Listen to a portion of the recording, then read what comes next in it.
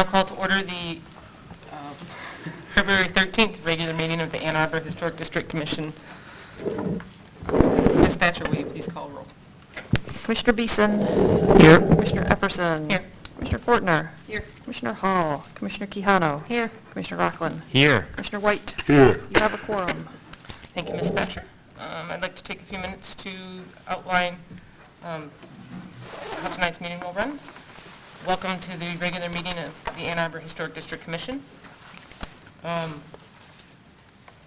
Each case will be called and we'll first hear the staff presentation and recommendations. Following this, the commissioners who served on the review committee will present their observations and recommendations. At this point, the applicant will have an opportunity to step forward and provide any comments or additional information about the application, and commissioners may ask questions. Once the applicant has finished, members of the public who wish to provide comments on the current case may do so, while please noting the time limit of 3 minutes per person. Everyone who steps forward will need to state their name aloud for the record and sign in at the sheet located on the podium, and limit their comments to the application at hand. Following any public comment, the hearing will be closed and the commission will deliberate the application, make a motion, have a discussion, and then vote. If any members of the public would like to speak to general preservation topics and not to any specific application, opportunity is provided during the public commentary following the approval of the agenda. Everyone who would like to address the commission may do so and will be asked to state their name aloud for the record and sign in at the front podium. Thank you so much for coming this evening. Your comments are valuable to the commission. I would like now to introduce the commissioners. I have on my far right, Commissioner John Beeson, Commissioner Bob White, Robert White, myself, I'm Commissioner Anna Epperson. To my left, we have staff Jill Thatcher, and then Commissioner Jessica Quijano, Commissioner Catherine Fortner, and Commissioner David Rockland. All right, move on to approval of the agenda. Are there any additions, deletions, or changes to the agenda? Nope. Hearing no objection, the agenda is approved as presented. Moving on to audience participation. Do we have any members of the public who would like to come forward and speak for the record on any preservation topics not on tonight's agenda? Seeing none, we will move on to any unfinished business. Is there no unfinished business? Okay, now on to hearings. Hearing F1. Ms. Thatcher, will you please give the staff report? Sure. This is 804 South 1st Street. It's in the Old West Side Historic District. It's a 2.5-story gable fronter that features craftsman influences like 4/1 single and paired windows and a full-width front porch with tapered square porch posts on brick piers and a pediment inset on the shed porch roof. First appears in city directories in 1923 as the home of painter Gustav H. Hahn and his wife Elfreda. Hans lived in the home until at least 1940.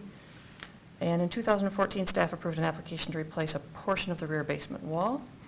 The rear window in this application was not affected by that work. So this is on the west side of South 1st Street, 2 houses south of Cook Avenue. The applicant is seeking HDC approval to convert 2 basement windows to egress windows, one on the north side and one on the rear with molded fiberglass wells. So looking at this photo, one of the windows is here, and I'll show you a better picture. It's this one right here. And the other window proposed to be made into an egress window is around the back. There's a better view of it. These are from the site visit on Monday. There are also more photos in the packet that the applicant provided. This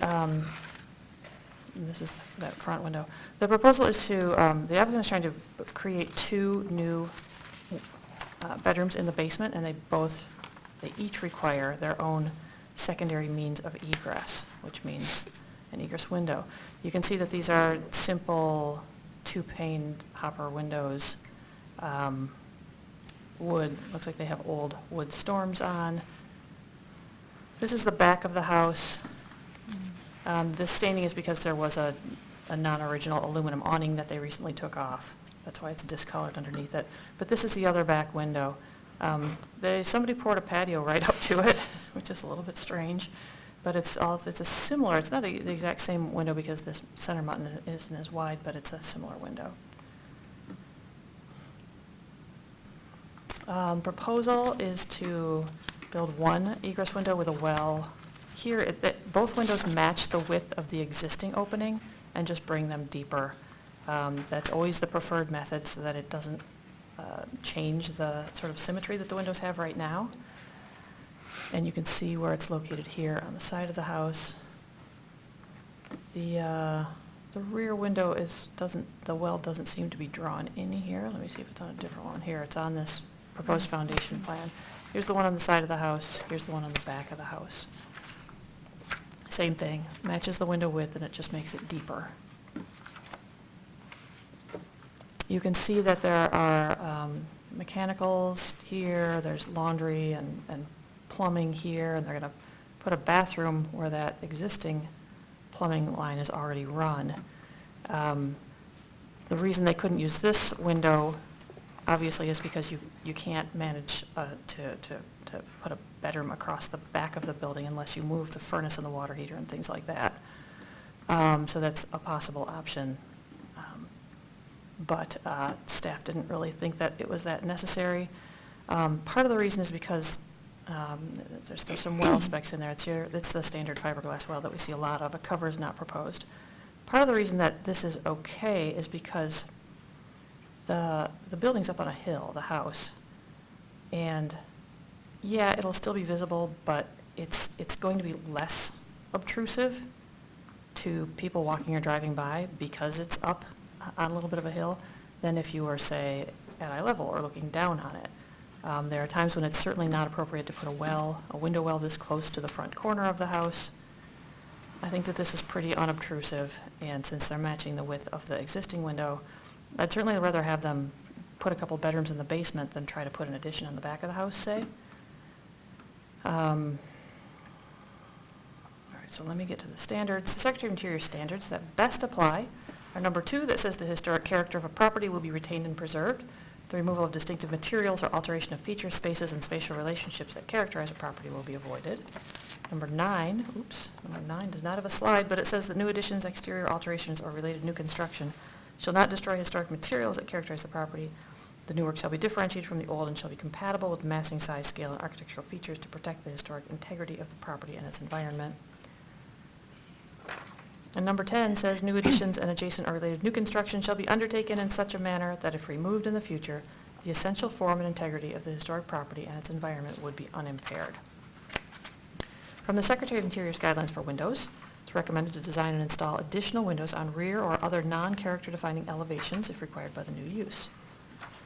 The design should be compatible with the overall design of the building but not duplicate the fenestration pattern of the character defining elevation. It's not recommended to introduce a new design that's incompatible with the historic character of the building. It's also not recommended to introduce new construction that's visually incompatible or that destroys historic relationships. That's more about relationships between the building and other things nearby, houses and structures and garages and fences. From the Secretary's guidelines for health and safety, it's not recommended to alter, damage, or destroy character-defining spaces, features, and finishes while making modifications to a building or site to comply with safety codes. So really the question at hand here is whether or not this window is a character-defining feature of the house or if putting in a window well here would be an inappropriate modification to the house. The windows that they're proposing to use are Pella-clad wood casement egress windows. They're 29 inches wide and 47 inches tall and fit in a 30 by 48 rough opening.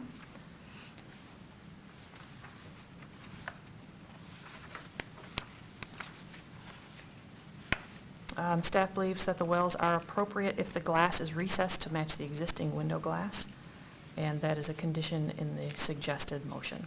Thanks. Thank you, Ms. Thatcher. Commissioners Beeson and myself are on the review committee. Mr. Beeson, or Commissioner Beeson, do you want to start? Sure. So the windows that we're looking at are in surprisingly really good shape for basement windows, and it's probably because they're on this elevated plinth of a site. Otherwise, they'd probably be tortured like everyone else's basement windows. The stone windows are okay, not too bad. And the basement window in the back, the stone window is not there, it's missing. The parge coating on some of the basement walls was starting to show some of its age, as is typical with a lot of these concrete foundation walls in the area. But by and large, we're trying to look around the area to see if this would affect much. We're trying to look at character-defining features of the house. Most of the house was clad in this aluminum siding, so any features that were there were kind of obscured if there was any wood detail. We also noticed that the soffit, you could see right underneath the soffit of the roof overhang there, was clad in this aluminum siding stuff as well. So it was kind of dropped, and we probably speculated about whether or not it had exposed rafters or not. Stuff like that would have been some of the details. But it being kind of covered up by aluminum didn't really show a lot of character-defining features that were unique to the house, other than it being one of the old typical houses in its layout on the in this historic district area. I don't have a whole lot more to add. Ms. Thatcher showed the plan of where the two new rooms are going. These are really the only two places to actually put the window wells. The driveway side, the concrete goes right up to the foundation wall. There's one already going in the rear, and then, of course, the mechanical room. So the one toward the front is kind of the only other place to put it. I do think it being up higher on the hill, you're not going to notice it, be able looking down in it. I believe some of the other windows there were original, the wood windows with the, I think, 3 4-over lights on the top. But I don't have much else to add. Would the applicant please come forward and provide your name for the record, and please sign it?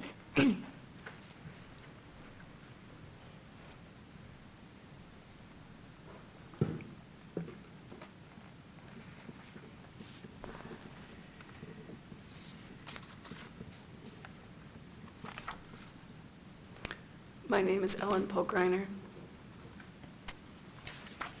Do you have anything you'd like to add to the staff report or review committee report?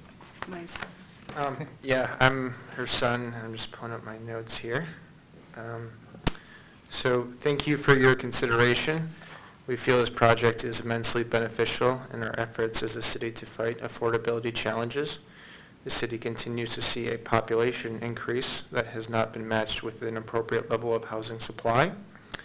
The housing supply that has been implemented has been predominantly in the form of expensive high-risers and is cost prohibitive for many. This house will be occupied by graduate students and young professionals. Finishing the basement would seem to be the ideal plan that allows for the occupancy increase without compromising the integrity of the historical structure by means of an addition. It would also be pretty difficult for anyone to observe the windows due to the elevation, and there is a bit of a buffer there. And that's pretty much all we have. Commissioners, do you have any questions for the applicant?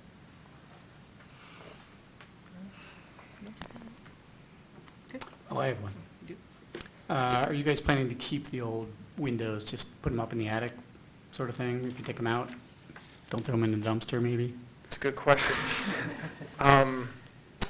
It's one of these rare cases where we're just kind of like, it's just still an old functional window. Yeah, well, it's actually a really good idea. Just think about it, just throw it up there, and then someone finds it and like, oh, look at that. Yeah. I've reused my old stuff that I found in my attic. So. It's an extremely good idea. I think, yeah, we'll definitely do that. Yeah. Okay, that's yeah. That's it. Thank you. May be seated. Moving on to the public hearing, are there any members of the public who would like to speak on this agenda item? Okay. I will now close the public hearing portion of the application. Would any commissioners like to make a motion on this application? Commissioner Keown?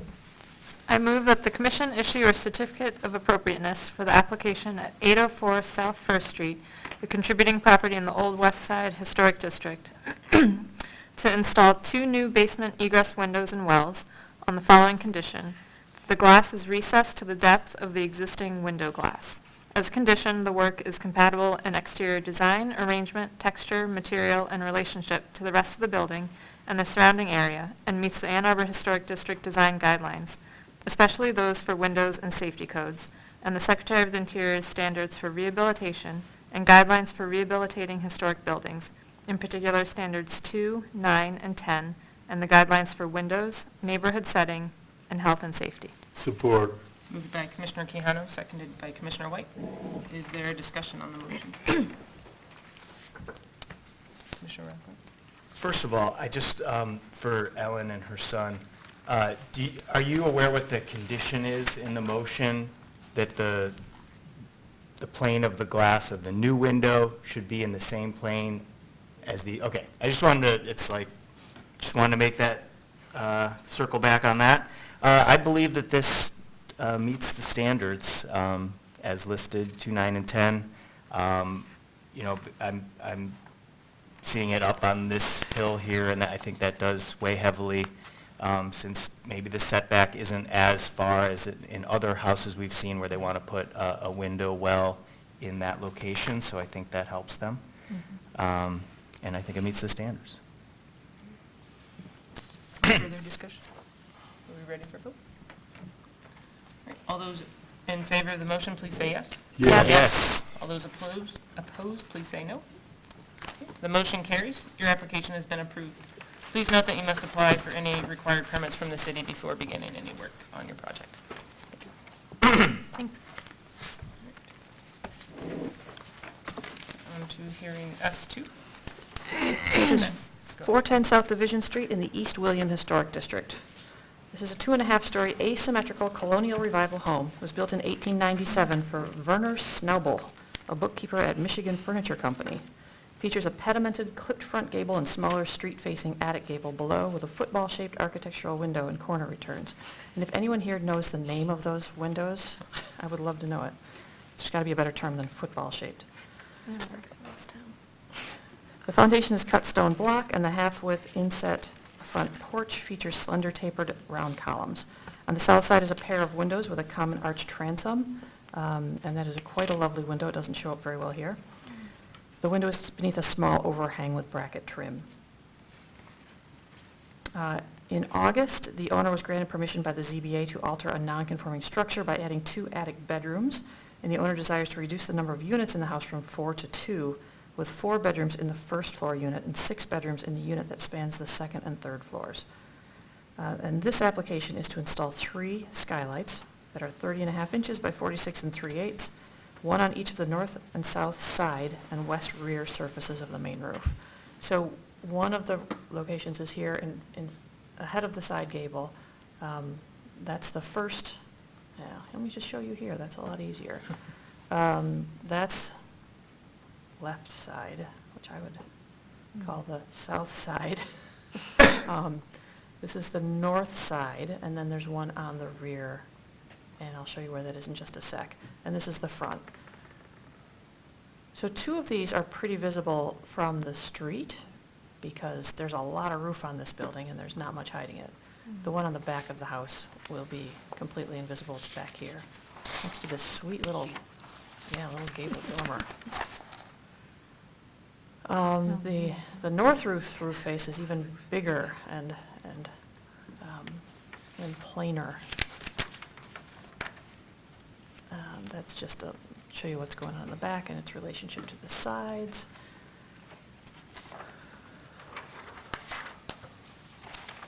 So I already read you standards 2, 9, and 10.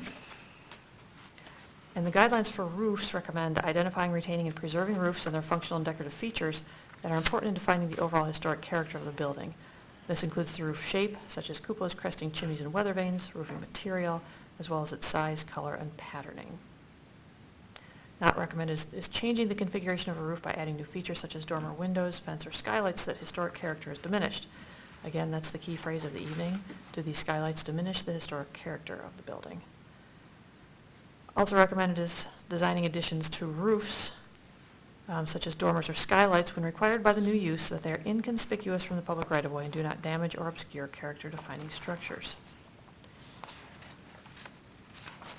So the proposed windows would help fulfill code requirements for light and ventilation, as well as a means of emergency egress and 2 new attic bedrooms. They're operable, and the frames protrude less than 6 inches from the roof surface. Despite the fact that they're very visible from the street, staff does not believe the skylights will be a distraction or diminish the historic character of the building. The work is highly reversible. There really aren't many character-defining features that go along with this roof. There's not a cool chimney. There's nothing that's really being interfered with except an asphalt roof. I worry a little bit more about this uninterrupted roof plane because I think it will stand out a little bit more to have an egress window there. Where is it on that? Can you go back to the elevation slide? Mhm. Or I can look in my packet. Kind of in the I'd say middle. Where did it go? roughly in the middle. Yeah, Show it's them showing to it Smack dab in the above middle. that larger center window. And we don't have floor plans, do we? I was just going to ask. So it's pretty much Check with the centered. applicant. Yeah, you can check with the applicant in a minute. Yeah. All right, so staff does believe that the work meets the standards and guidelines in the Ann Arbor Historic District Design Guidelines. Thank you. Thank you, Ms. Thatcher. Myself and Commissioner Beeson were on the review committee. I'll go ahead and start this one off. This is it's a pretty large, I guess, home on the site, and the site is pretty visible, I think, on the street, especially with the one lot next to it being open. But the condition of the property is, as you can tell, deteriorated in many ways. There's a lot of, the siding is, of course, not original, it's covered. But I do think that there are still some pretty neat historic features that are, and character-defining features that are still visible, especially some of the exposed rafters on the, just on that little second floor overhang beyond the porch itself. There's quite a few windows that are very unique, especially the one on the side. It has some little bit of leaded glass and some decorative elements to it. So I think each elevation itself has some pretty interesting character-defining features. I do agree that the roof itself is less of a character-defining feature, maybe more so in its shape than the actual roof plane. And as Ms. Thatcher stated, I think with the skylights themselves, they'll be a little bit less, they are a little bit less obtrusive as far as modifying roof structure goes. It's something that can be replaced or taken out in the future. Yeah, so this is a pretty eclectic little house that we have here. It's pretty neat. It's, hasn't aged well, but it was pretty neat to see some of the details. I wanted to point out on the front elevation, I don't know if you've got a good front elevation photo, but some of the photos may show like the top floor, the very third floor. There's the window mutton patterns up there is pretty unique. Something you don't see very much on these houses. You can kind of see it on that front window right there, where they've divided it and they don't have a middle one and they just separate it. It was kind of neat to see that. So with that pattern showing up so pervasively on the front elevation, it's kind of, we could see that one of the windows with the upper sashes may have been removed and replaced at some point to remove some of that detail. But we could also see it on the south side showing up here and there. So it's just more kind of neat details. There's another one on the south side. I want to show another cool little detail for those that might appreciate it. How do I describe this the best? So right where the gable is kind of punching out, you could see that it's left hanging right at the edge of that. Yeah, right there, you could see it, and then go up a little bit. Right there, you see that little eyebrow that sticks out, and then it's repeated again at the front of the house. Just little stuff that you're like, oh, look at that. So, I think this house has full of those surprises, which to me makes me think that there was a lot of craftsmanship involved in this house, and underneath that siding may have some really unique wood features going on. Especially just the time spent to put those windows in and make them look different. Yeah, so there's a lot of character to the house.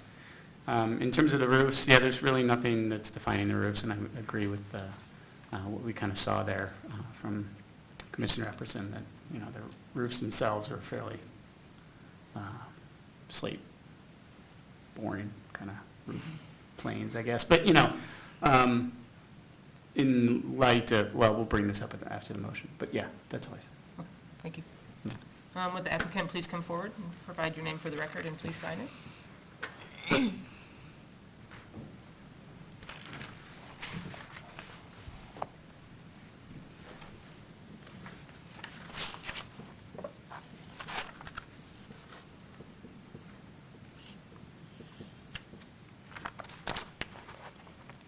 Good evening. I'm Scott Clausen, applicant for this project. I think Jill did a pretty good job with the report, as usual. What we're looking to do, obviously, is create more natural light, ventilation, and also some safety aspects for the rooms that are on the third floor or in the attic. The skylight that we chose is a low profile. I believe it comes up less than 6 inches off the deck. And it's also internally vented, which means that it doesn't have to flip open to vent. It doesn't need to be propped open. There's actually a lever inside it that you pull down, and it creates venting around the whole rim of the skylight. So this skylight is not meant to be propped open, so it'll always be down unless somebody's trying to get out. I think that's an important feature. And then the other thing is it can also be ordered in the color. It's a green shingle on there now. We can order it in that same color, so it blends more with the existing roof. Thank you. Commissioners, do you have any questions for the applicant? I had a question. It sounded like from the staff report that for 2 of the bedrooms, or 2 of the windows, we're going to provide secondary egress for the bedrooms. Yes. And then they were all going to provide light and ventilation, obviously. Is that light and ventilation a requirement, or is that just like, it's nice to have light and ventilation? Well, it's nice to have. Yeah, I got it. We can do artificial light. Okay. But having natural light is. I agree, it's nice. 100%. I just want to know, is it required or is it a nice to have? And then I know that egress is required, but it sounds like 2 of the 3 are required. So can you tell us which of the windows are the required for egress windows and which one is not required? And if there's one that's not required, why? Explain why you want it, please. Well, so the north and south windows would also act as egress windows. The one in the rear is just additional light. Okay. Um, Without floor plans, it's, these are the Oh, questions yeah. that I'm asking because there's no floor plan, so you're just providing the information. Okay.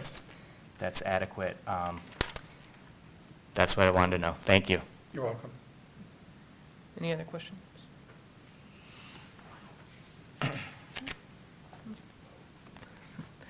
Thank you. You may be seated. Thank you.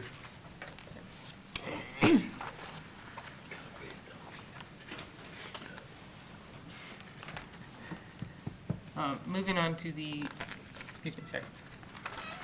Moving on to the public hearing, are there any members of the public who would like to speak on this agenda item? Seeing none, I will close the public hearing portion of the application. Would any commissioner like to make a motion on this application? Dave? Sure. Where is that? I move that the commission issue a certificate of appropriateness for the application at 410 South Division Street, a contributing property in the East William Street Historic District, to install 3 skylights as proposed. The work is compatible in exterior design, arrangement, texture, material, and relationship to the rest of the building and the surrounding area, and meets the Secretary of the Interior's standards for rehabilitation and guidelines for rehabilitating historic buildings, and particularly standards 2, 9, and 10, and the guidelines for roofs, windows, and building site, as well as the Ann Arbor Historic District design guidelines, particularly as they pertain to windows. Support. Moved by Commissioner Rockland, seconded by Commissioner White. Is there a discussion on the motion? Yeah. Sorry. No, it's okay. So, a few of us have already alluded to this, but I think in terms of this, between this and a dormer, this is definitely better than a dormer. Because, that flat roof, although not neat in any way, it's certainly a character-defining feature in having that big, expansive flat roof. So a dormer would certainly break that up, and it would change the character, because the dormers that exist on this house are very few and far between, and when they are there, they're kind of cute and quirky, especially like the one on the back. So I'm okay with the skylights as is, especially the low-profile aspect of them. You know, they will still have some shininess to them. They're going to be called out. Someone's going to see them. It doesn't really matter in my mind about that. It's really about whether it meets the guidelines. And so in terms of the guidelines, I think it's, it meets the size, scale, and relationship. It doesn't just detract much from the other massive character-defining features of the house. Commissioner Rath? I agree with what I'm hearing. I think that it will take away something from this house to see the skylights. I think a lot has already been taken away from this house. If someone wants to, refurbish this house to its historic grandeur, the skylights, if they want to take them away, can be easily taken away. So that's good. That meets one of the standards, obviously. I was happy to hear that the non-egress window skylight was on the rear elevation. If it wasn't, I think that we may have a very serious discussion about what about that skylight. But I think that even though there's that very adorable dormer on the rear elevation, this might sort of take away some of that. It doesn't destroy that in my mind. So I guess that's my comments. Any other comments? You ready for your vote? All those in favor of the motion, please say yes. Yes. All those opposed, please say no. The motion carries. Your application has been approved. Please note that you must apply for any required permits from the city before beginning work on your project. Thank you. Now on to hearing item F3. Ms. Thatcher, will you please give the staff report? This is 436 South 7th Street in the Old West Side Historic District. It's a 2.5-story gable fronter that features a full-width front porch with parged concrete walls and tapered square half columns, wide wood lap siding with mitered corners. A 2-story addition was built on the south side. You see it over here. Sometime after 1947. It is on the west side of South 7th Street between West Liberty and West Madison Streets. It's in the floodplain and partially in the floodway.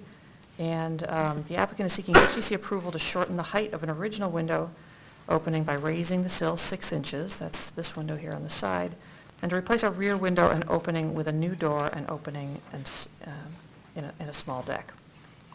So this window it's obviously pretty visible from the street. What they'd like to do is shorten it 6 inches to accommodate a new kitchen layout. And it's an old wood double-hung window. There is something in the staff report that the contractor thought at first that they were replacement sashes, but he confirmed that they are not replacement sashes. They're just old, in old shape, neither terrible nor terrific. And then this is just around the corner on the back, same thing, old sashes. This is proposed to be replaced with a door leading to a very small 6x4 foot deck that's doesn't go all the way to the corner, and then a couple of steps would come down to spit you out at the driveway. There's a back door here on the side, but it's one of those up and down stairwell doors, I would imagine, off the basement steps. And so this would be a little more practical to get in and out of the house, to be able to use the backyard. Site drawing, proposed 6x4 foot deck.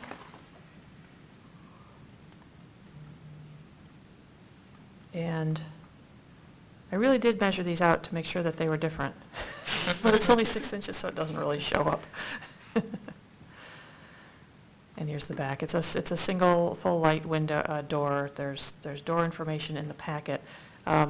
This is actually drawn with stairs dumping you out behind the house. The stairs would actually dump you out to the side toward the driveway. We confirmed that at the site visit. I don't think it really matters either way. It's such a small stoop, I think that it's appropriate, whichever way works the best. And there's some rail detail. It's appropriate. It's just simple 2x2 inch balusters. This is the one that the contractor said they want to use. And then there's a small kitchen plan so you can see how the kitchen would work with the sink in front of the shortened window and the new back door. Door information in there. The windows that are proposed to be used are clad, wood-clad windows. I believe that they're clad with aluminum, though I don't think I put that in the staff report. If the windows, if that one window is to be shortened, I think that that's appropriate, because once the opening is shortened, it loses some of its historic proportions, and then why put an all-wood window in there? So when I wrote up the staff report, I was sort of going on the basis that they were not historic sashes, so that does influence things a little bit. From the Secretary of Interior Standards, I read to you number 2. Number 5 says that distinctive materials, features, finishes, and construction techniques or examples of craftsmanship that characterize a property will be preserved. And I've already read you number 9. In the guidelines for windows, it's not recommended to change the number, location, size, or glazing pattern of windows through cutting new openings, blocking in windows, and installing a replacement sash which does not fit the historic window opening. Also not recommended is removing or radically changing windows which are important in defining the historic character of the buildings, that as a result, the character is diminished. From the guidelines for accessibility, recommended is designing new or additional means of access that are compatible with the historic building and its setting. I think more appropriate is this, entrances and porches. It's recommended to design and install additional entrances or porches when they're required for the new use in a manner that preserves the historic character of the building. That is, limiting such alterations to non-character defining elevations. It's from the Ann Arbor Historic District Design Guidelines. It's appropriate to install a new porch and entrance on secondary elevations. It does not diminish the building's architectural character, and it's compatible with the building and the site. Thank you, Ms. Thatcher. You're welcome. Commissioner Beeson and myself were on the review committee. Can I go this time? Sure. Can we get a good front photo? That one's good. So, okay, there's the house, standard good-looking house. Things I kind of want to point out was the window pattern. So typically, we might see houses that have a very rhythmic window pattern. And you can see on the front, it is fairly well balanced underneath the gable. And then on the side elevation, we've got it all over the place. And it made me think about how some of these windows have probably progressed over time, and some have been added, and that sort of thing. And even the gable up top, I'm even looking at the gable going, it doesn't seem to fit exactly. So it made me think that, a lot has certainly adapted and changed over time with this. And so that little window that they're trying to shrink up is another good example of how all these windows have different rhythms and different patterns. So it shrinking up a little bit more would not really be all that much noticeable. I think it would be pretty different if we had a whole rhythm of pattern of windows that were all pretty symmetric or what have you, and we were changing just one of them a little bit. It would still be kind of impactful. So that's one aspect. And then the porch on the back, having it there, I don't think really changes the character defining feature of the house in terms of the rhythm of these windows, because that one down there is a little off anyway.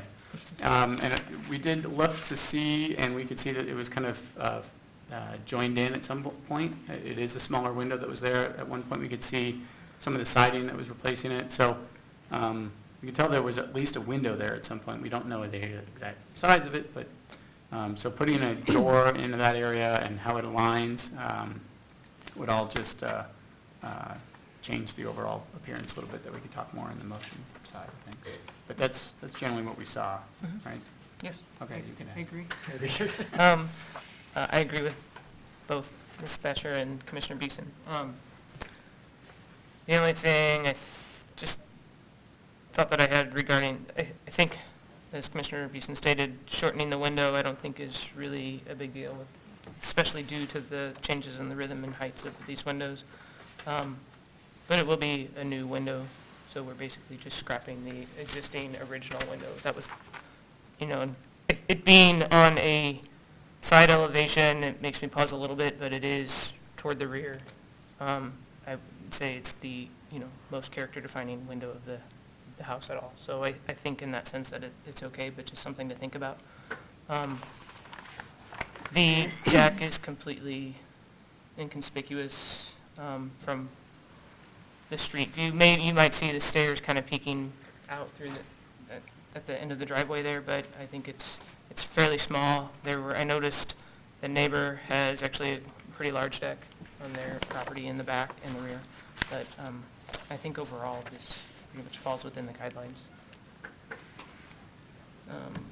Would the applicant please come forward, provide your name for the record, and please sign in? And then if you have anything to add to the staff report or review committee report.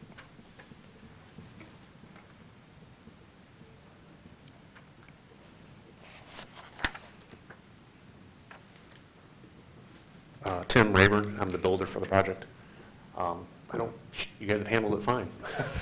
Good job. Do you have any questions for me? Commissioners? Just clarification. So the 48 inches that's referenced here, that's the height of the window opening. What's the sill height from the floor? Going to be just above the new countertop, so like 42, The new countertop height is 42? 36, so we're going to be just like 6 inches above that. Okay. Yeah, Yeah. we're just getting just enough to get above that countertop. Okay.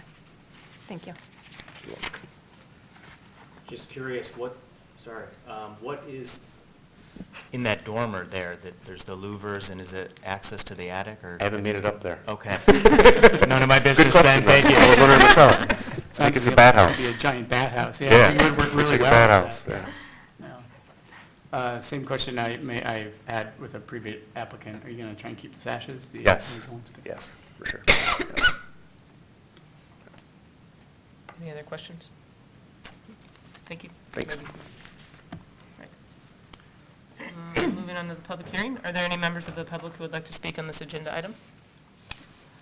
Seeing none, I'll close the public hearing portion of the application. Would any commissioner like to make a motion? So I can do it. All right.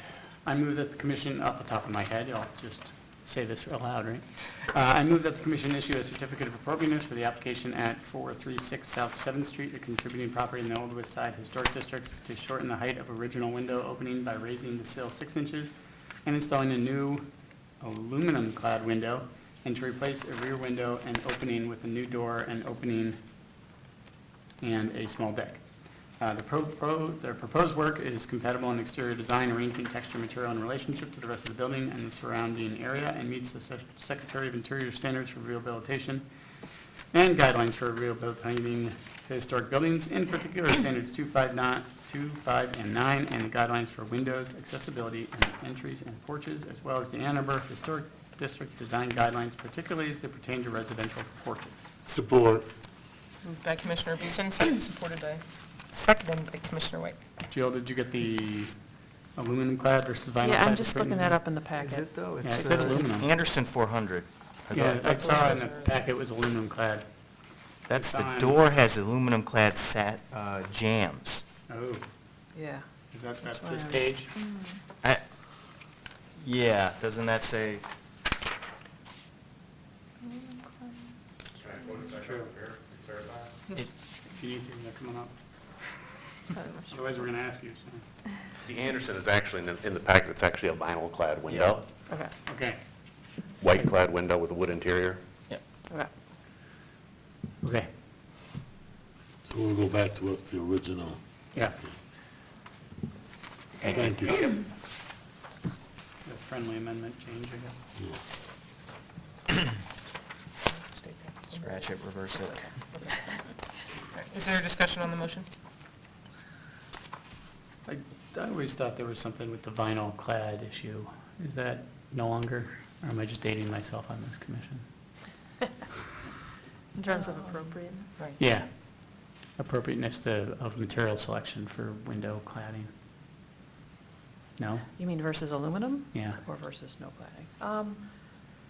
Personally, I kind of prefer vinyl because sometimes you get more of a profile. The aluminum often ends up just looking flat on the exterior, more like a commercial window. Okay. But I haven't done that exercise either in years, to look at them both side by side. Okay. Maybe that's what it was about, a long time ago. Yeah, maybe. Something about how it finished off or something. Yeah. I don't remember. Okay, yeah, so I'm okay with, the amendment there. Any other discussion? Everyone ready to vote? All those in favor of the motion, please say yes. Yes. Yes. All those opposed, please say no.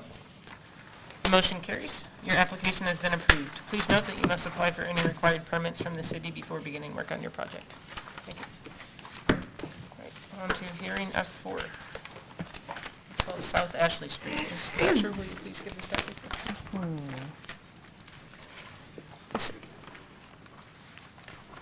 This L-shaped two-story brick commercial building was built in 1918, and the first occupant was Procknow's Garage. The front facade was remodeled in 1975 by Ed Nally with new brick, shortened second-floor windows, and an all-new first-floor storefront. I think that the windows on the second floor actually weren't shortened. I think it's just, once I found an original photograph, I think I was mistaken. Photo from 1973 is at the end of the report. I'm sorry I don't have that in the staff report, but you can see the original garage opening. And despite the changes to the facade, the building is a contributing historic structure in the Main Street Historic District. So what you're looking at here on the front, really nothing original about it at all. The window openings on the second floor, when they put the new brick facade on, veneer on, it seems to have gotten a little narrower, like this in between is a little bit wider, and these are a little wider. So these are slightly narrower overall. So originally there were 4 1-over-1 windows in this space, and they're proposing to put in 3, which I think is appropriate given that it's a little bit narrower than it used to be. And then obviously nothing down here is original. The photo from 1975 or 1973 is kind of telling. You can see how it used to have some interesting little details, even though it's a pretty modest building. Here's the side. It's this sculpted block, and that goes all the way around the side of the building. One of the work items they'd like to do is to remove this third floor, which is not constructed very well, from what I understand from inspectors, and replace it with a smaller, just a doghouse on the roof for the stairs to exit out of, with a small roof deck, a couple of skylights, and then a fenced-in area behind the new building to put mechanicals in. There's a gate here. There are stairs going down. This hill slopes off very steeply. It looks like a small 2-story building from here, but when you get around to the back, it's a big building. And you can see the L shape here where it very oddly kind of juts out. This part, I believe, is behind Hathaway's Hideaway, which is completely surrounded on 3 sides by other buildings. And there's just the little top of that third floor that was added on at some point. This third floor that exists is from the period of significance. You can see it on or assumed to be, you can see it on 1948 aerial photos, but there's really nothing character defining about it. I never even knew it was there until I had to look really hard to take these pictures to see it. Lots of windows have been replaced. I think all the windows have been replaced on the front and the back and the side. This is an existing fire egress stair that was recently rebuilt in exactly the same location. And the applicant is seeking approval to remove that rooftop structure and replace it with a smaller stair enclosure. Build up the roof 1 foot 8 inches from the existing roof plane. Let's keep going through these a minute, and I'll tell you that when we get to it. So here's the proposed, some perspective drawings. We've got these windows with operable lower small sashes and a large expanse of glass on the first floor, and the glass goes almost all the way to the ground, which is kind of interesting. And then here you can see the smaller roof enclosure.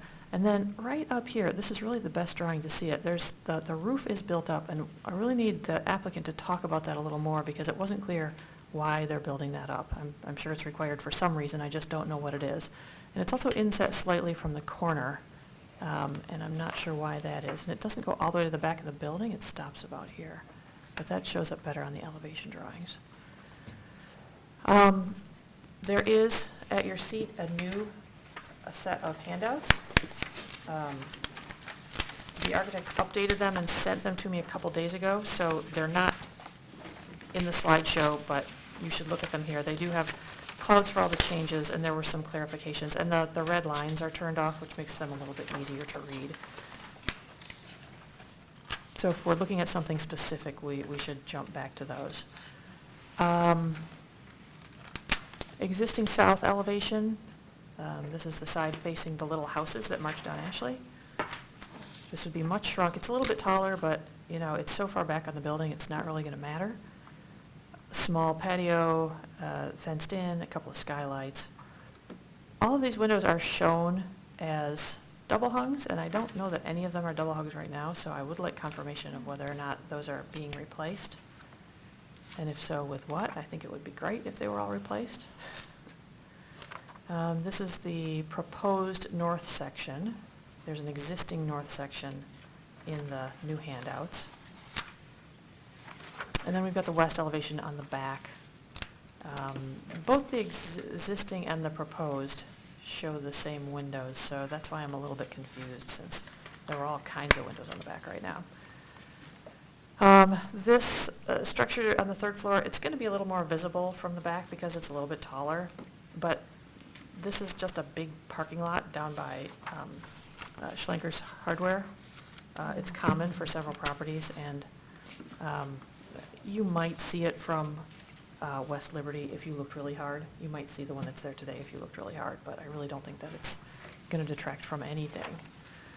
Roof plans, already described to you, and some mechanical units. Yeah, this is Hathaway's Hideaway right now, the old Second Ward public building. There's some photos of what's up there now. Guardrail details. And then there are some basic floor plans in the packet. Another part of the application is for signage. This is an example of a laser cut address sign that would go on the front at the top. And this is an example of signs, letters that would be pin mounted into that stepped brick on the front. And I'm going to go back up there so you can see that. So you can see how the brick steps up here. This is a whole little bump out, and actually this is some trim and some dentils. It would be up here that the sign is proposed to go. And then this is the, I can't remember what they call those, the name of the building, which would be replaced with that laser cut address sign.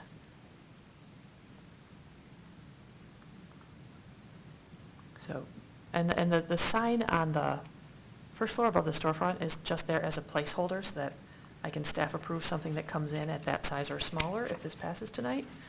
I do think that it's appropriate, and this is a big panel, but it's kind of looks like it's already pulling out of the building, and I don't mind if it's replaced with the address sign.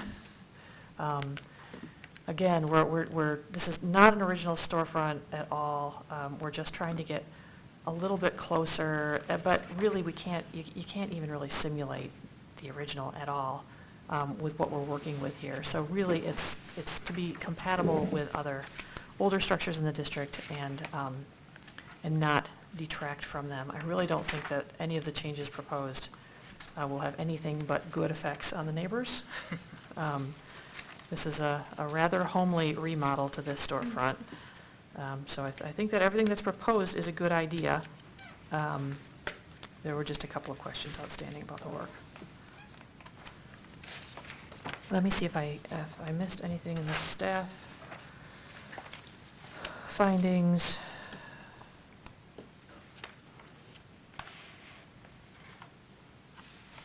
A small improvement that I have not talked to the applicant at all about might be to use equal size sashes on these front windows.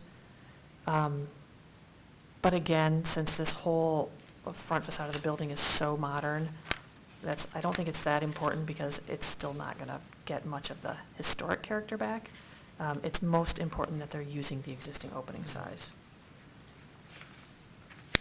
And the storefront's pretty cool. It's pretty simple. It's aluminum. It was a dark color, if I remember correctly. Black matte finish, insulated glass.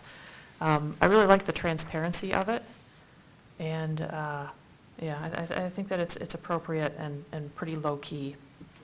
So really, staff finds the work as conditioned. What was the condition? Oh, that the signs were mounted through mortar joints, not masonry units, is appropriate and meets the standards and guidelines. Thank you. Thank you, Ms. Thatcher. Commissioner Beeson and myself were on the review committee. And we would You wanna go start again? this. Or you want to go? I'll go ahead. Okay. Yeah, so this is a pretty big building. Oh, it does not appear to be, just from the initial facade of the street. But it goes back pretty far on the lot. The lot's pretty deep.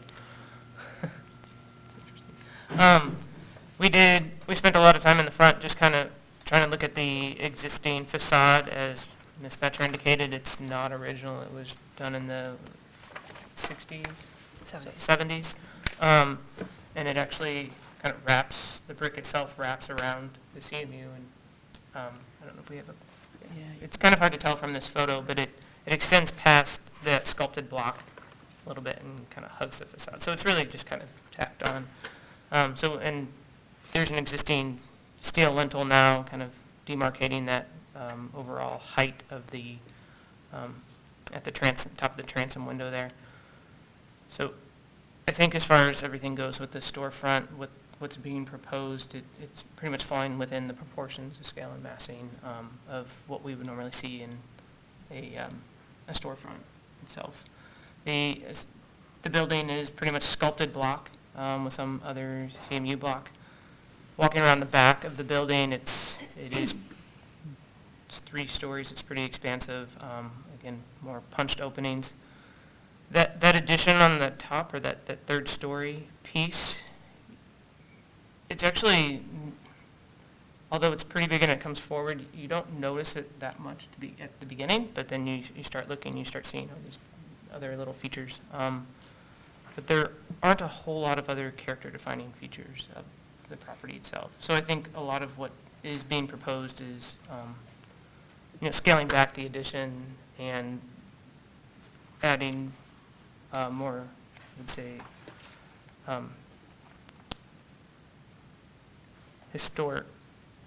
historically compatible scale is, I think, appropriate. Sure. Yeah, the building's big. I mean, it is a solid 3 stories you can see in the back, and then with this roof thing on top, it's almost 4 stories right downtown. It's kind of weird tucked away in there. It has a terrible water mitigation going on with the whole thing. Can you go to the front elevation again? Okay, so that roof thing was actually there already. See it up there? So, Jill, you had thought that was being added or something? No, I think it's still being added. There's a state. On top of it? Well, Yeah, on top of because it. I see it as drawn here, and No, I down. think they're just cleaning it, because it just, we'll ask him when he comes up. Yeah, you're looking too far up on that picture. You're looking on top of the Down here. doghouse. Yeah, down there. Yeah, and this just says ELA 8, and ELA 8 was just existing roof facade to remain, no parapet and paint. So I think they're just leaving that is, but it's still, it's like something was added across this whole roof to give it some slope. So there's no parapet walls, so you can see this like cascading gutters along the side, which are all not working great. So, the building is being addressed on kind of a aesthetic scale of some windows and fixing the roof access, but in terms of like the water treatment on actually protecting it and maintaining the formed blocks, especially those, when those get water in them, they start spalling like mad. So to me, there's not a lot of work being done to kind of address the water issues of the building, but here this application is really just trying to hone in on getting some of the basic aspects of it going, like make it a rentable property again, maybe, something. Okay, so that's one part of it. The brick on the outside, on the front facade, was definitely added. There's this giant lintel, steel lintel, that goes across the whole front of it, right at that elevation. And it's kind of the old version of steel lintels with no weep holes and flashing. So that has some building science issues in my mind. So I feel like if they're going to do anything in the storefront, we're going to ask the owner when they come up about that aspect. So it's kind of a neat little building that we don't really notice very much. So now you will start noticing it. So yeah, that's my report. Not more than needed, but I With got applicant, excited. thank you. Would the applicant please come forward and provide your name for the record and please sign it? And if you have anything to add to the staff report or review committee report.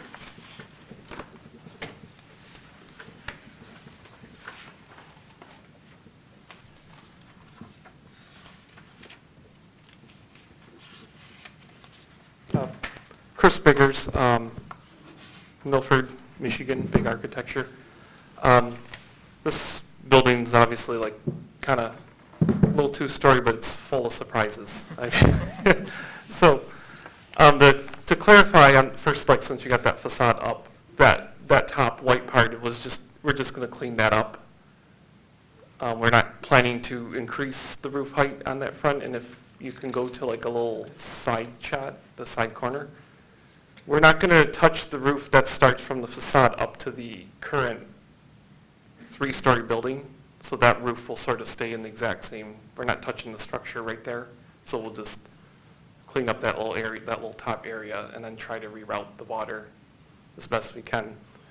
And if you go back to the front facade, we're going to have to add new lintels to hold up that whole entire storefront, so we'll fix all the bright via brick, get the weave poles and flashing all in the right spot at that time, so we'll be able to resolve some of that.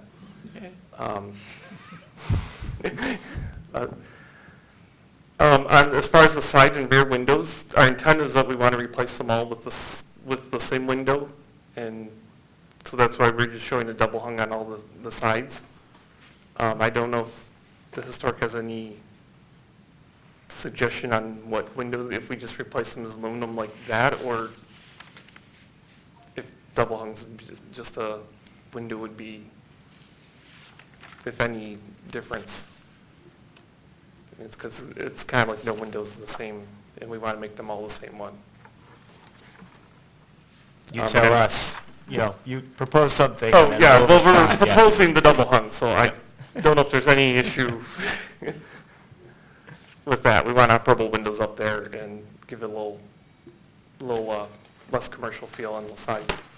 And then those gutters and all that, we're going to redesign that roof where the old 3rd story was to help reroute the water on the other directions. And then obviously the rear, we kind of need the guardrails because we're going to put rooftop units up there, and that'll kind of act as a screen and a safety, resolving safety issues. So we're cleaning this thing up as best we can. I mean, there's even a basement below that floor there too, so it's even there's even a whole other level down below. So it's a crazy little building. Is the basement under the whole thing, Chris? The whole L shape? Wow. Yep, it's got like poured concrete below that basement, and then there's that level, which on the Ashley side is actually the basement to that level. So right now it's like 5 stories, and we're cutting it down and we're only using the little roof to access all the mechanicals and the patio on the roof. So that's the intent of the upper doghouse. I have some questions. Go ahead. So right now, this image shows the railing going all the way around, which, keep this photo. Okay. So that means the railing would be continuous along this image. So we would really see that railing from here. In fact, that would be the biggest part that we would see at this elevation. So where are the mechanical units actually being located on that portion? They're actually, if I can show you in that. In this packet? Well, we'll go to, can we go to, or is there a floor plan that can, roof plan. Yeah, here's one. We're trying to keep them up in this section of the roof. We're going to try and push them forward, but we need at least 10 feet. We'd like to, if we could eliminate them, if we can get this one closer here, we could eliminate the guard. The only reason the guard's there is really because we're too close to the edge of the building. Okay. So if we can squeeze these up here with the engineer, we could possibly eliminate this whole, we could actually probably eliminate the whole thing, and would prefer to. But we're showing it in case, as the worst case, because we have 3 units now. I think the engineer's going to have, we're going to get down to 2 units for sure. So if we can get these things located away from the edge of the roof, we will. We don't want to, I mean, we don't want to do that because it's so noticeable, but we may will be. have to do it. Okay. And then the roofing material on the new on the new little doghouse thing, is that it's drawn as kind of a standing seam, just straight? Yeah, we're going to do this, we're going to do that as a standing seam, and then do the rest of it as an EPDM or membrane. Okay. Those are my questions for now. Any other questions? Go ahead. On the long facade on the side where you're going to replace the windows, what type of windows are you proposing? We had a vinyl clad wood window. Okay.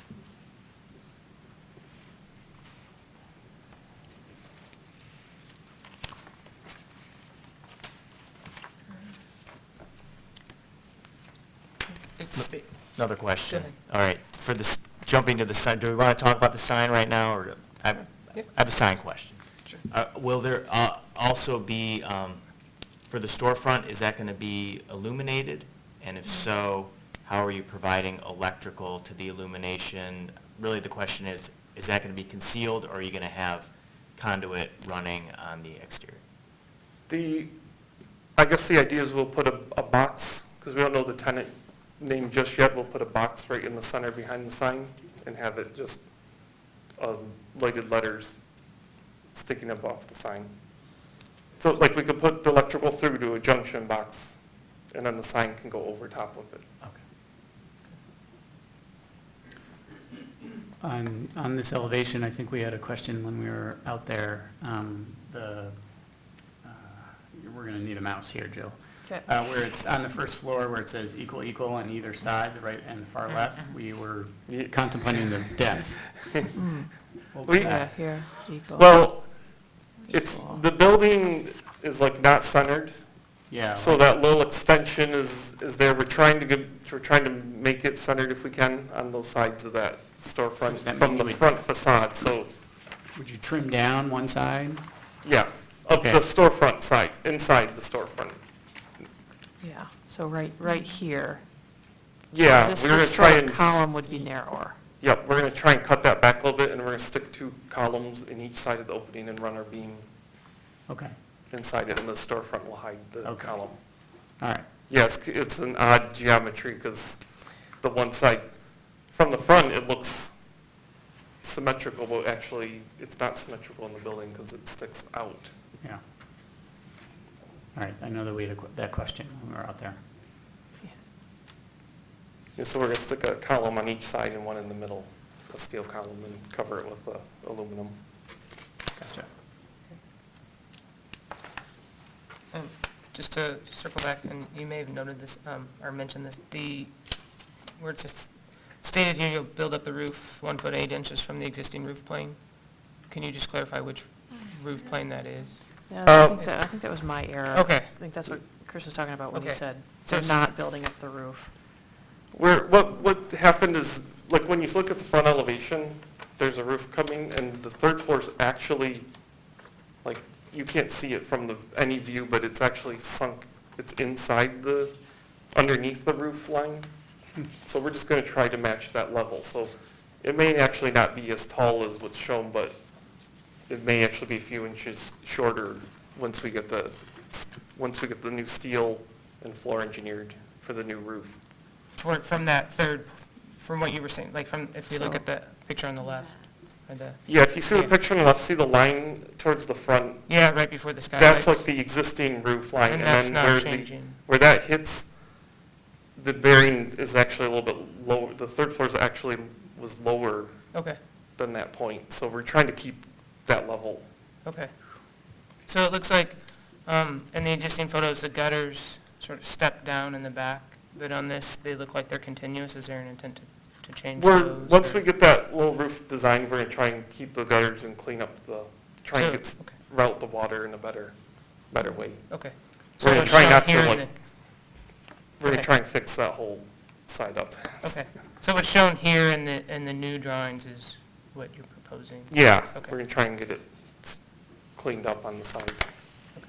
And is that then, since it pitches in the middle, the high point is in the middle, that means you're going to have gutters on both sides?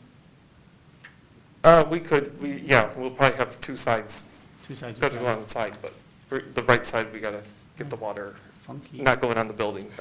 There's a building, and actually below, on the right building, it's only two-story for a little while, and there's actually a pit, like, from the first floor roof of the second building. It's a kind of interesting intersection of buildings. Because this building actually does connect to, the owner actually owns the whole U shape. And the building on the right is actually inside the U.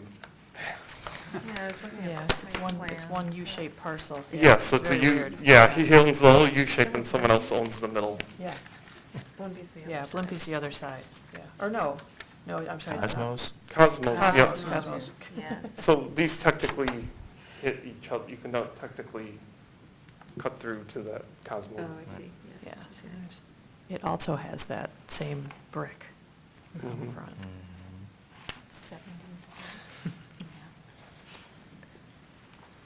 Are there any other questions for the applicant? Maybe? Nope.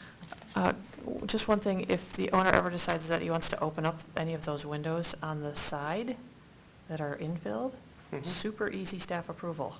Okay, We'd love to see that happen. all right, we'll let him know. Okay. Thank you. You can be seated. Oh, I have You a do? question Yeah. popped up. So on the page, it shows the can windows come with back. double hung. It does say aluminum clad. This page. Who does it? What Oh, page I'm are you looking at? Fine. I'm sorry, vinyl aluminum clad. Okay. Sorry. Good. Oh, no, okay. Okay, that's fine, then. And that would be for all replacement? All Okay. road windows. Got it. Okay. Okay. Right. Moving on to the public hearing. Are there any members of the public who would like to speak on this agenda item? Seeing none, I will now close the public hearing portion of the application. Public hearing portion of the application. Would any commissioner like to make a motion on this application? Commissioner Portner?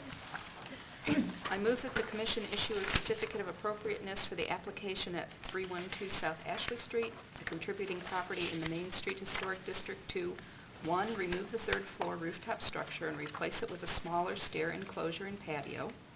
2, build up the roof 1 foot 8 inches from the existing roof plane. 3, replace the upper windows on the front elevation with aluminum windows. 4, replace the existing storefront with a new aluminum and glass storefront system. And 5, install 2 signs on the front elevation, on the condition that the signs are mounted through the mortar joints, not masonry units. The work is conditioned is compatible in exterior design, arrangement, texture, material, and relationship to the rest of the building and the surrounding area, and meets the Ann Arbor Historic District design guidelines for storefronts, windows, additions, and signs, and the Secretary of the Interior standards for rehabilitation and guidelines for rehabilitating historic buildings, in particular standards 1, 2, 9, and 10, and the guidelines for storefronts, windows, building site, alterations for a new use, and additions. Support. Moved by Commissioner Fortner, seconded by Commissioner White. Just Yes. one correction, if you'd like to make a friendly amendment, we should have struck number 2 and renumbered the ones after it, because there isn't any roof work proposed. There's the... Well, there's, I mean, there's not building it up 1.8 feet, yes. or 1 foot 8 inches.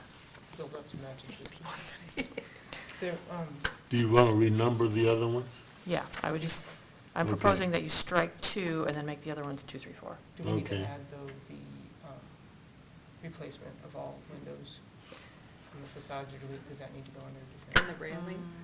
Well, I don't think those things need to all be listed out, because there's lots of things, like the skylights aren't listed here, the railing's not listed here, because they're shown. I wish that they had been on the original application, which would make it a little bit clearer, but I really don't think you need to list everything. Okay. But feel free to if that makes you more comfortable.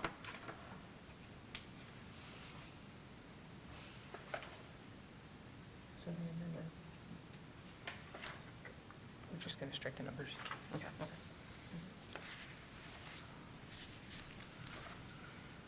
Okay.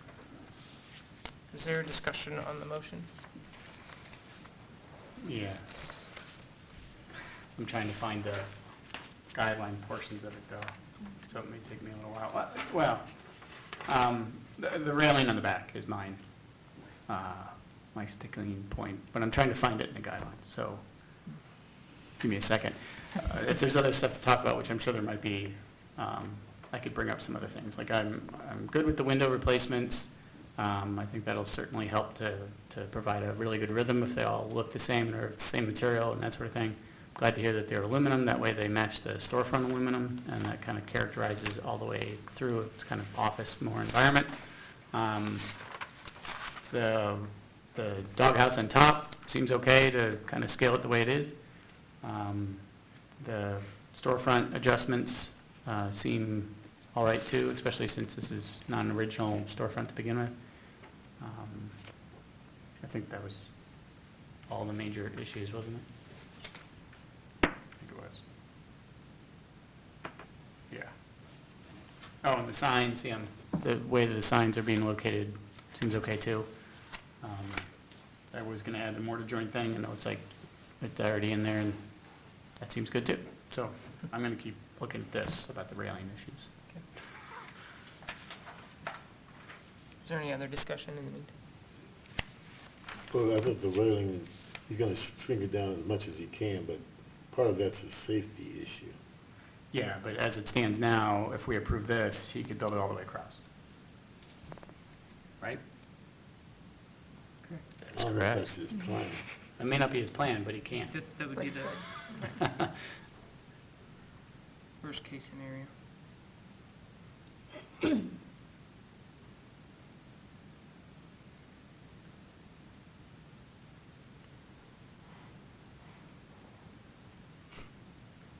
I just would like to comment that I appreciate the effort being made to bring some order back to this elevation, even though, it's kind of been modified quite a bit over its lifetime. Especially the first floor storefront area, it could have been done in a different way, and it's kind of bringing back the order that it may have had originally, not garage doors, but that the center column and the kind of the symmetric composition of it, kind of correcting what was done before. Well, why don't we bring him back if you have the question, he can answer the question. Okay, you want to bring him back? Can you bring up that? Yeah, can you bring up the rear elevation? Yeah. While he's coming up.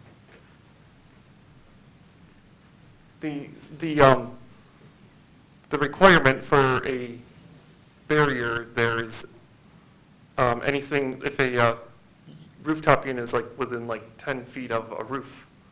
So we could say that a barrier would be provided only within 10 feet of the mechanical unit.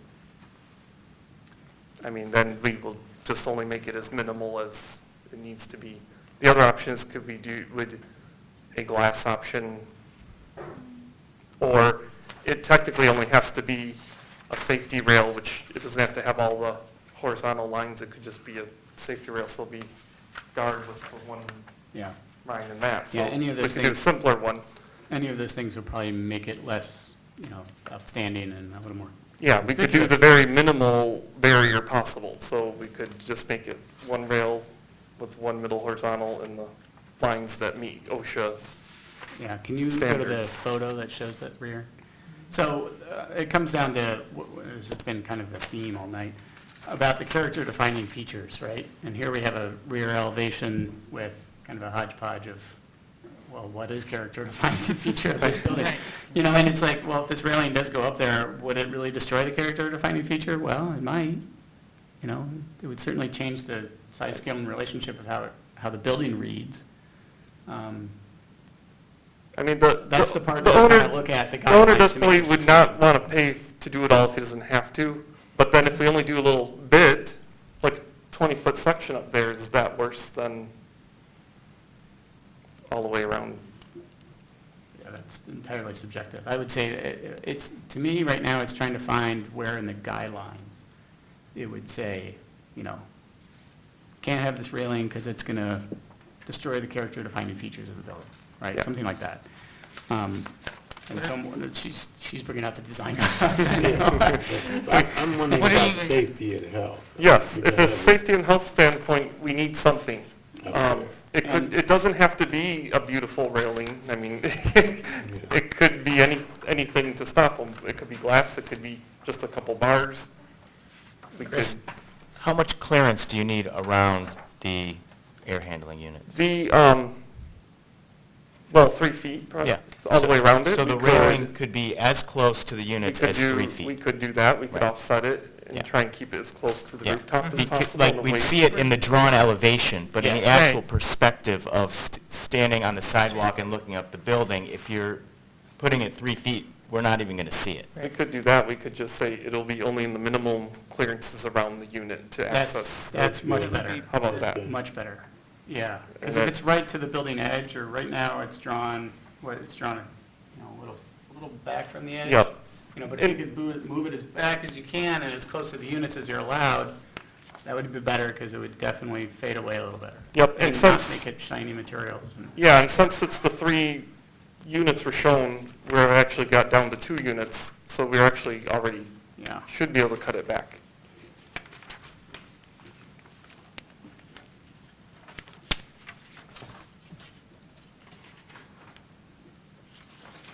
You hear that, Jim? Find something. Yeah, so, Yeah, it's kind of general. Using compatible screening around mechanical equipment, but this is more for stuff on the ground, such as vegetation and fencing. Installing new air conditioning units and related mechanical equipment in such a manner that historic materials and features are not damaged or obscured. Installing mechanical equipment and wiring in locations on the roof, rear elevations, or in alleys so they are not visible from a street. Yeah, they're all pretty general about not changing or destroying character-defining features and materials. yeah, and that's how the health and safety one mentions things as well. Identifying the historic building's character-defining spaces, features, and finishes so that code-required work will not result in their damage or loss. Complying with health and safety codes, including seismic codes, in such a manner that character-defining spaces, features, and finishes are preserved. Yeah. So Same just kind do of the minimum Safety rules. safety requirement. Yeah, so we put it the minimum to allow access to Yeah. mechanical The 3 equipment. feet or whatever. The Minimum minimum- is required. The smallest railing system as far away from the edge as Yeah, possible. yes, do that. Who made the motion? Yes. You ready to do that? Amend. Can you amend the motion? you. so that- yeah. Can Then we amend the get the motion. other, Oh, yeah, we can strike. Yeah, we'll make the numbering change. yes. So we're adding a condition Yeah. to the signage. Yeah. Okay. For the rule. Amend the motion. I move that the commission issue a certificate of appropriateness for the application at 312 South Ashley Street, a contributing property in the Main Street Historic District to, 1, remove the third floor rooftop structure and replace it with a smaller stair enclosure and patio. 2, replace the upper windows on the front elevation with aluminum windows. 3, replace the existing storefront with a new aluminum and glass storefront system. And 4, install 2 signs on the front elevation. On the condition that the signs are mounted through the mortar joints, not masonry units, and that the railing required for the rooftop mechanical units will be installed as far from the roof edge as is allowed by safety code. Correct. Nice. Well done. The work is conditioned as compatible in exterior design, arrangement, texture, material, and relationship to the rest of the building and the surrounding area, and meets the Ann Arbor Historic District design guidelines for storefronts, windows, additions, and signs, and the Secretary of the Interior standards for rehabilitation and guidelines for rehabilitating historic buildings, in particular standards 1, 2, 9, and 10, and the guidelines for storefronts, windows, building site, alterations for a new use, and additions. Support. The motion has been amended by Commissioner Fortner and supported by Commissioner White. Any further discussion on the motion? Okay, are we ready for a vote? All those in favor say yes? Yes. Yes. All those opposed, say no. The motion carries. Your application has been approved. Please note that you must apply for any required permits from the city before beginning work on your project. Thanks. Thanks. You- All right. Moving on to item G, new business.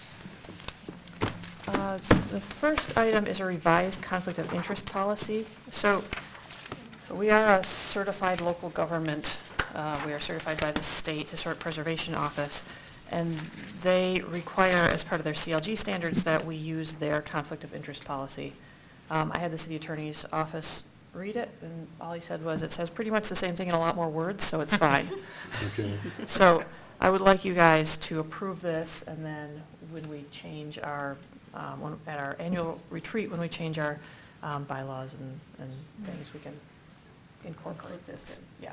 I make a motion that we approve and revise the conflict interest policy as draft by Michigan State Historic Office of Preservation. Second.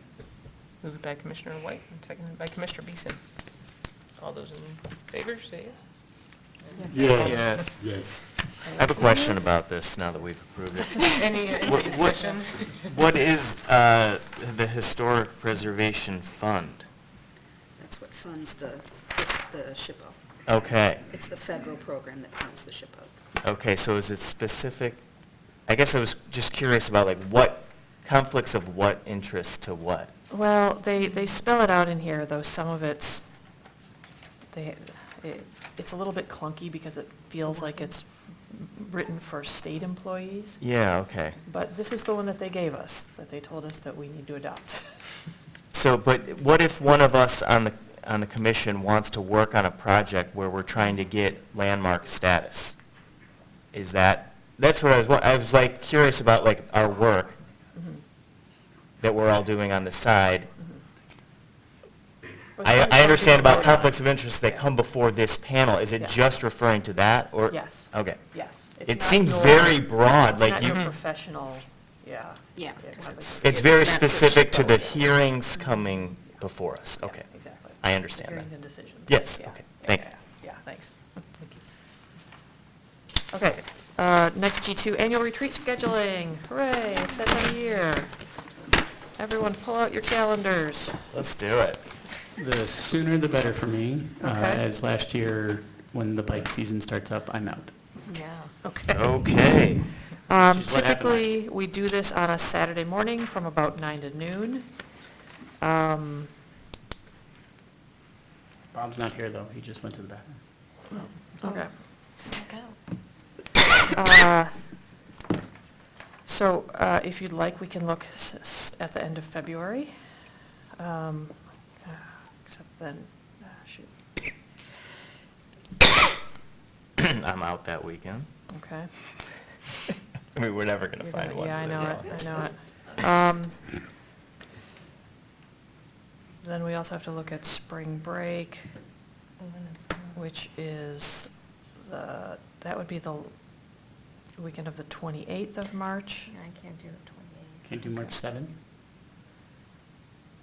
March 7, I could do if I bring my, That's before the 7-year-old with me. Bob's here.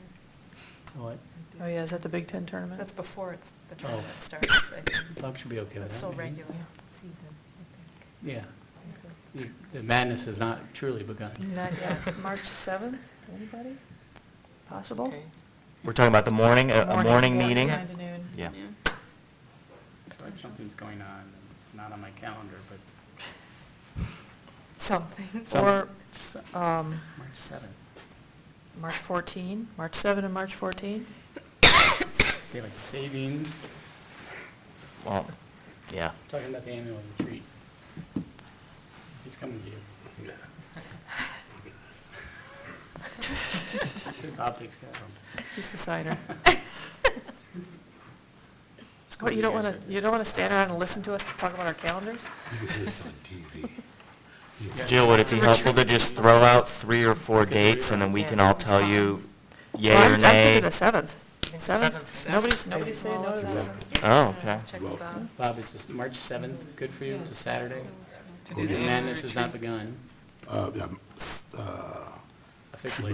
March 7th. March 7th. 7th sounds good. 7th. All right, we're going to go with March 7th. I'm going to, where would you like it to be? Any city buildings or facilities, out at a park, senior center, I Gallup wouldn't- Park? Hathaway's Hideaway? Downstairs. It's just The this one I was thinking was cool the speakeasy small thing. little building next to Oh, the you one that we gotta just looked know. at. Jill Hideaway. probably knows That would be We had it there fantastic. once, we Hathaway. had it there If we once, can but I get it guess it was there, a while ago. it's really, I Um, like that building. I'll have to find out, because when Mary Hathaway was running it, she Been didn't there for a charge party. me Yeah. for HTC You stuff. can rent it out. I don't know what her son's policy is. If Yeah. there's a fee, we probably can't, because we can use the city facility for free. But I can ask him. Yeah, I can ask him. Hathaway's Hideaway, next door to it's cool. the Second Ward Public Building. Yeah, Yes. I like that Well, building. I'm intrigued. It's very cool, it's very It's cool. cool. Okay, all right, I'm gonna ask about that. Time, like, what did we say? Started at 9? No. Yeah, 9 to noon. Anna already invited me to it, Oh, so I wow. guess that's the date. Yeah, I just did this in there, it like popped up. I was gonna say, I have something on that day already. It's the annual retreat. Yes, you did. Scheduled. All right, thank you. I All will, set. I'll come up with a tentative agenda. If you guys know of items that you really want to talk about, let me know. I've made a list of them throughout the year as they've come up. So I'm going to just kind of distill it down into the ones that seem like the most timely. Or else, if I can't decide, I'll let you vote. These windows were big last time. Yeah. March 7th. Okay, thank you. Approval of minutes? There's one set of minutes here for January 9.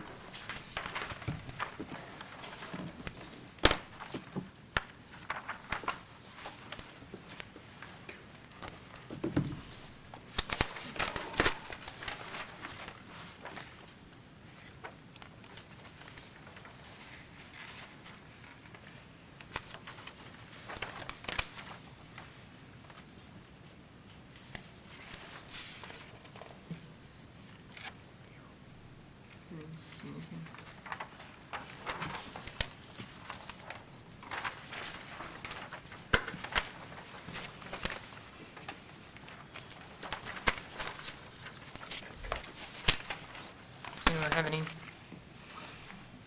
issues with the minutes? Nope. Okay. Without objection. Approved without objection. Reports from commissioners. Are there any reports?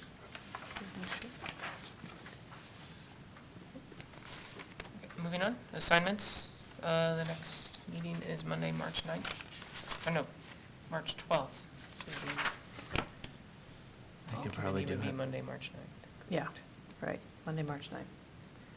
Still at noon. I can do it, All right. if no one else is wanting to jump in. Anyone else? I'm open. You've done about like the last 3, which is okay, Last but- 2, I think, because I was before that with Anna. Anna's done the last 2. I've done a couple, Yeah. but he's done 3. You don't know, okay. Okay, yeah, John, we're gonna take you up on that. March 9th. Dave and John, March 9th, thank you. Okay. Any reports from staff? Yeah, the staff activities is really boring. Let me know if you have any questions, but lots of radon, not much else. 2 things to report on. I did apply for a new SHPO CLG grant to, what did I apply for a grant for? Oh, to survey 250 properties in the Old Fourth Ward. Yeah, because the Old Fourth Ward was surveyed in the 1980s in a very partial sort of approach, where the significant, really cool buildings, about 125 of those, were surveyed to death, and the rest of them were just kind of put on a map as. Contributing. Yeah, they gave them that weird category. Yeah, and things have changed, and it needs to be resurveyed. It's too old anyway. So the grant is to cover most of that, but they had a limit of 250 properties. So the way I pitched it was, well, if you guys will come in and survey those that have never been done, the city will resurvey the 125 more significant buildings that we already have a lot of history on. So I'll let you know if that comes through. And then the other thing is the Historic Preservation Conference in May. Bob White expressed an interest. If any of you have an interest in attending, I don't think that the brochures are even out yet, but it's always in May. It'll be in Kalamazoo this year. If you'd like to go, let me know, because we can see if we can send 1 or 2 or 3 of you. I'm planning to go, and you can learn a lot. And Kalamazoo is cool, and it has a lot of beer. I've gone in the past. They're fun, Yeah. informative. Yeah. Yeah. That's it for staff, thank you. Okay. Any concerns of commissioners? I have a concern question. So the mural on the side of Aventura says in giant letters, Aventura. Yeah. And we approved the mural, but I don't remember I mean, you had brought this up before, I think, in some. Yeah, they got tagged, so we approved the mural over all that paint, and then it happened again, and they did paint in big letters Aventura. I don't know if that ever got a sign permit or not. It probably did, because there was a crackdown on that at one point. I don't recall it ever going through the HDC, though, Yeah, that was for that revision. my thought. Yeah. If it's something that's weighing heavy on your conscience, I'll No. look into it. Not really. I just walked by and went, that's really big lettering. Yeah, it is.